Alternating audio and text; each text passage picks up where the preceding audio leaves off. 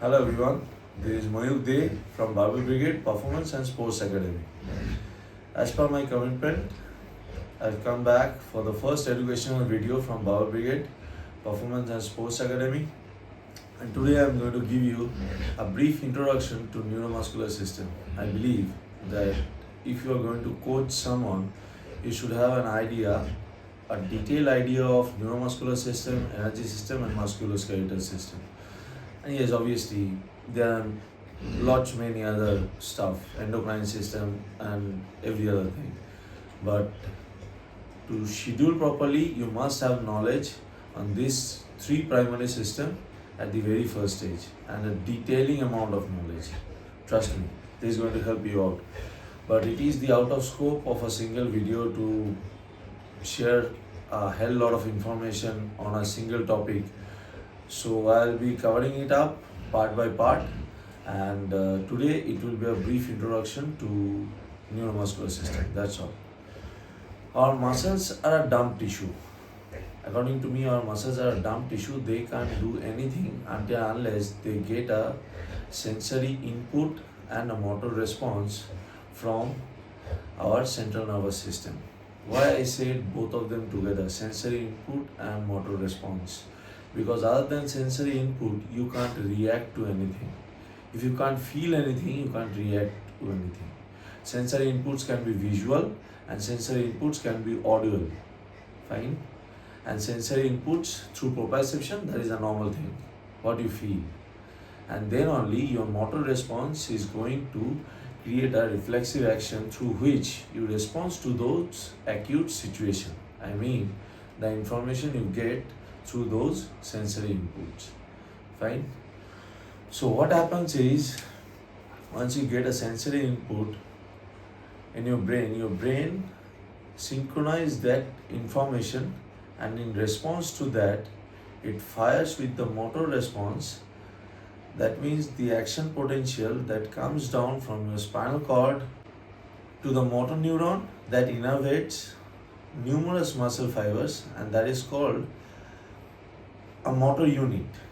And the junction at which the motor neuron innervates the number of muscle fiber, it is called a neuromuscular junction.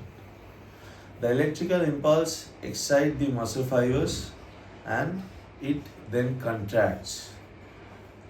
It is a theoretical stuff. What happens is, if something comes to me, I react like this. Fine? So it is coming towards me, it is a sensory input. When I am reacting like this, it is a motor response that something is coming towards me and is dangerous. I need to remove this from the side of my face, otherwise I will get injured. This is how each and every subject react to some stimuli when they are in the field, in the ring, or in somewhere else performing a bit of task. This is the practical stuff. Let's come down to some theory. What happens is, the electrical impulse coming from brain and spinal cord through a alpha neuron called axons, which can get really big in length, that is 3 feet, from your spinal cord to the lower limbs, and they are properly myelinated within, encased in a shell of adipose tissue, so that electrical impulse doesn't leak outside. And through their extensors, dendrite, they innervate the muscle fibers. Previously I told that the junction where they innervate is called neuromuscular junction, and the number of muscle fiber they innervates and gets excited, the motor neuron that innervates and the number of muscle fiber they gets innervated is total called a motor unit. Fine. The muscles gets excited once they receive the neurotransmitter acetylcholine. So what is acetylcholine? Acetylcholine is the neurochemical transmitter that is being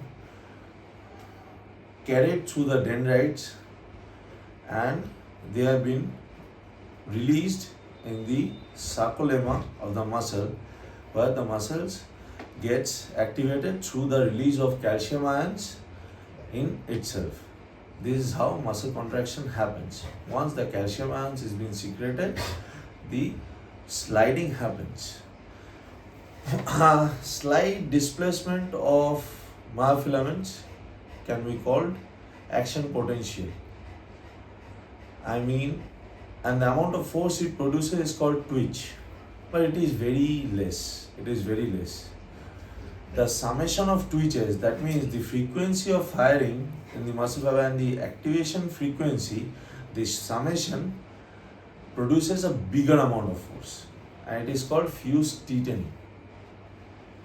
Fused tetanus force.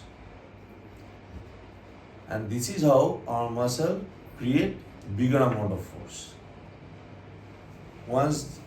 So what I told, once the action potential excites the muscles, the calcium ion gets secreted from the sarcoplasmic reticulum.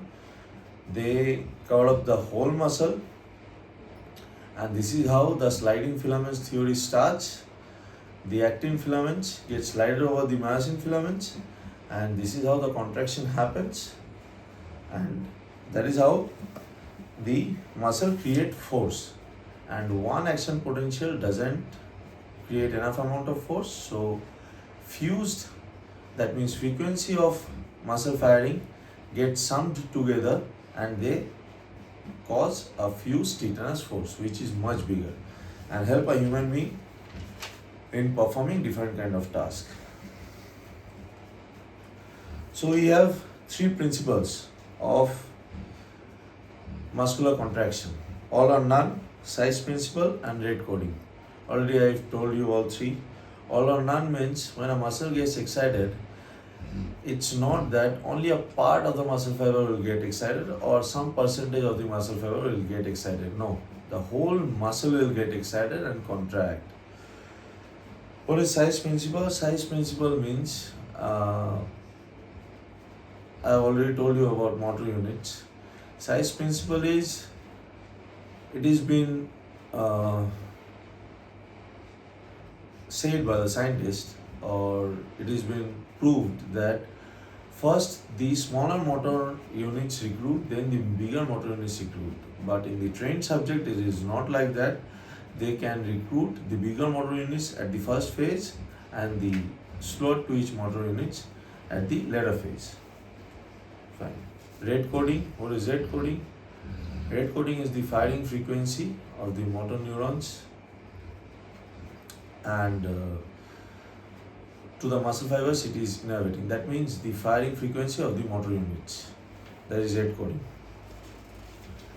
On this basis of three principles, the neuromuscular skeletal system works, and this is how I'm going to break down part by part each video, giving you a brief amount of knowledge, and this will help you to understand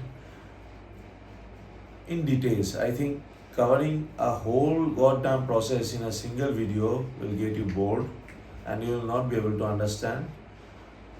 An accumulation of lot of information in a single video is not good.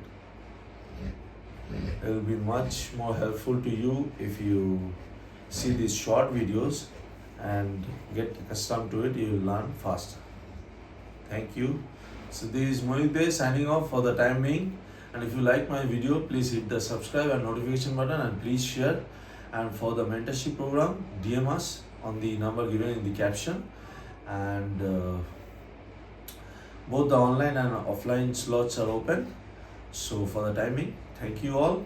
This is for now.